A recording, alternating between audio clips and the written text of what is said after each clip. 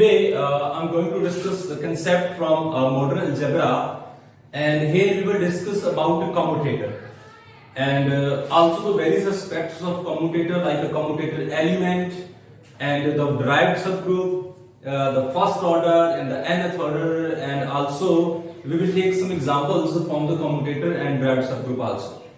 So this is a very basic part of a modern algebra.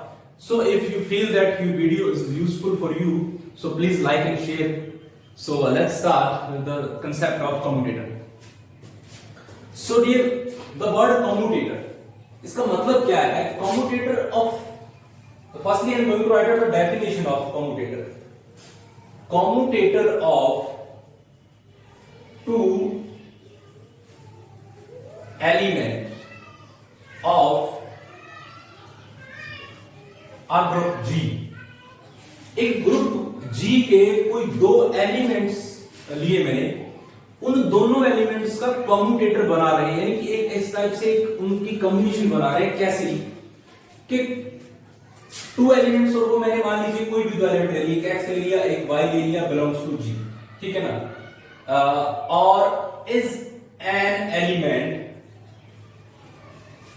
और इसको लिख दूं अगर मैं x inverse y inverse x and y belongs to G, तो इसको बोलेंगे commutator of xy, and it is denoted by x, y belongs to G. So group होना चाहिए, पहली बात.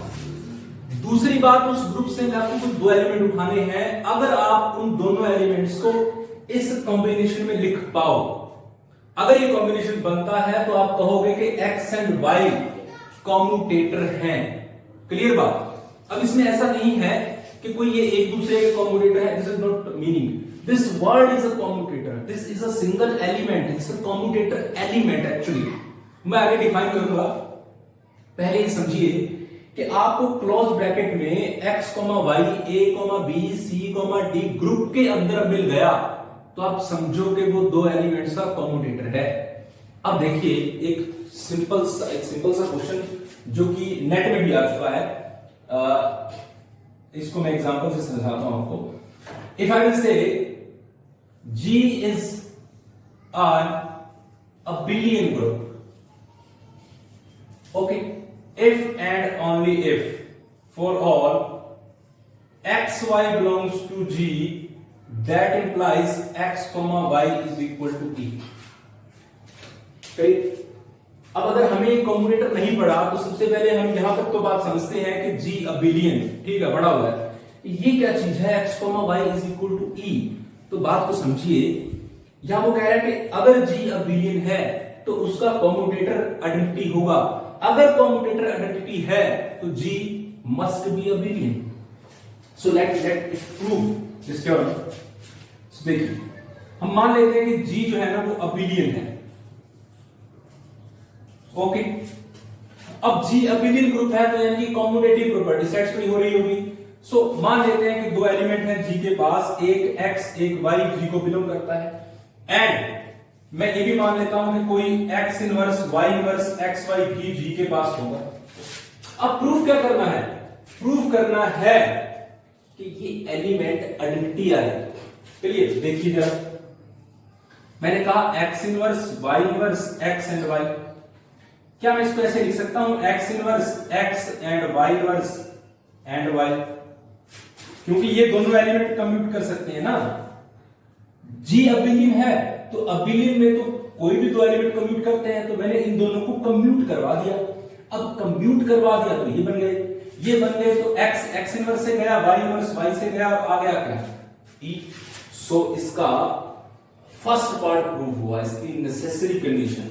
अब सर्च करते हैं अगली बात पे. अब मान लीजिए कि कोई जो x, y है ना G के पास, वो E है, ठीक है. अब प्रूव क्या करना है आपको? To prove G is a billion group, now you have to prove this. अब देखो सिंपल सा करो.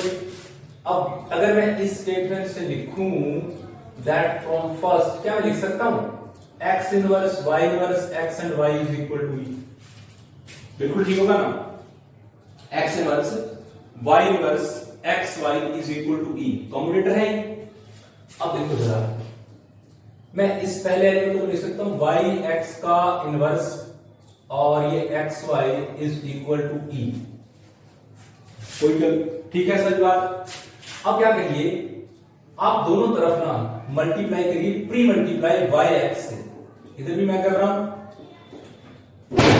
और इधर भी मैं प्री मल्टीप्लाई कर रहा हूं y और x से। Okay, so after multiplication what you got, ये दोनों कैंसिल हो जाएंगे, बचेगा क्या, X Y is equal to Y X, that implies G is abelian group. चलिए बात,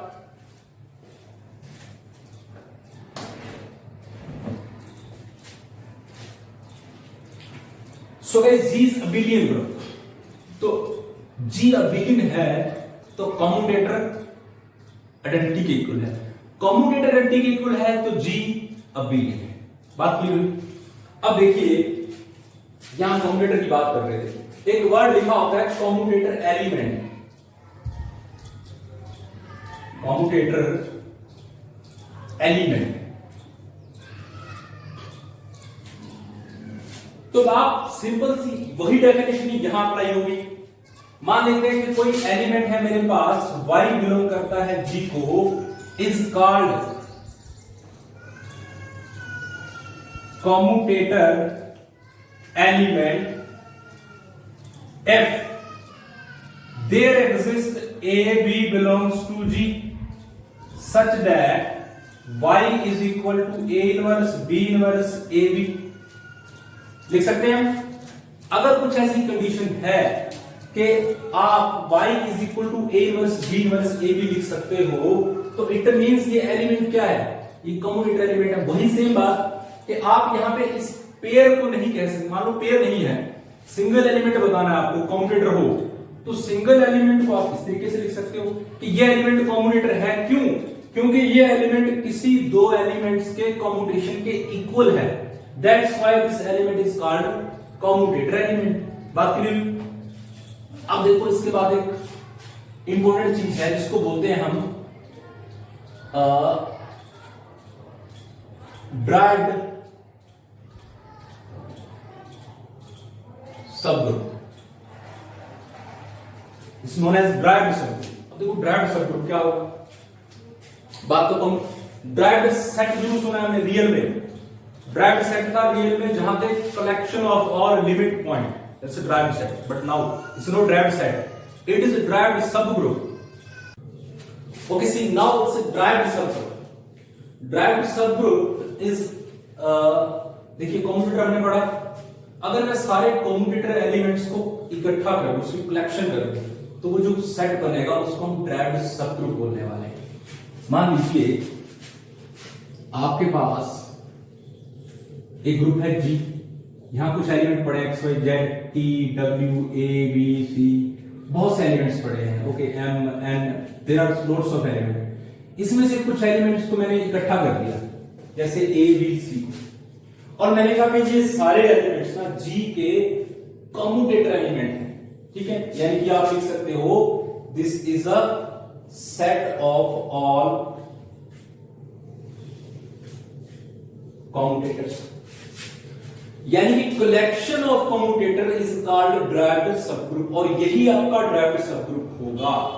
इट मींस अगर ये मेरे कॉम्यूटेटर एलिमेंट है तो A कहीं ना कहीं होगा x inverse y inverse xy equal to, B को लिख सकते हो y inverse z inverse yz, C को लिख सकते हो t inverse w inverse t और w। लाइक हर एक एलिमेंट जो है ना वो कॉम्यूटेटर एलिमेंट है, तो कॉम्यूटेटर एलिमेंट तो वही होता है जिसके इक्वल टू ये लिखा जाए, तो it means collection of all commutator element is called derived subgroup. अब इसके बारे में कुछ इंपॉर्टेंट फैक्ट देखिए, इसको डिनोट किससे करते हैं, इसको डिनोट करते हैं डी डेल्टा जी से या फिर जी डैश। ओके, बहुत बार आपने एग्जाम में ना डेल्टा जी वर्ड देखा होगा या फिर जी डैश देखा होगा। जी डैश का मतलब है कि collection of all commutator element of group G. Clear? Now एक बड़ी इंपॉर्टेंट सी बात है कि जो डेल्टा जी होता है ना is always a normal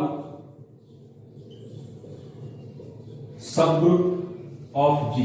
This is so important thing it is कि ये जो कलेक्शन होगी किसी G के अंदर उसके कम्यूटेटर एलिमेंट की वो हमेशा नॉर्मल सबग्रुप होगी. This is a normal subgroup of G. Clear? Also if अगर मैं कहूं कि डेल्टा G जो है ना वो मेरा E हो गया, एम्प्टी हो गया, यानी कि इसमें कुछ भी नहीं है, ड्राइव्ड सब ग्रुप नहीं है, तो आप लिख सकते हो कि G मस्ट बी क्या होगा, अबेलियन होगा. Okay, so this was all about commutator element and the derived सब ग्रुप. अब ड्राइव्ड सब ग्रुप में जो G डैश लिखा है मैंने, इस G डैश को फर्स्ट ऑर्डर ड्राइव्ड सब ग्रुप बोला जाता है.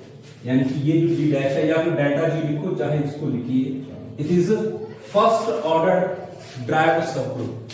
अब हम एमएससी में पढ़ते हैं फर्स्ट ऑर्डर, उसके बाद second order, then nth order derived subgroup. ठीक है, उसको हम डिस्कस करेंगे बाद में.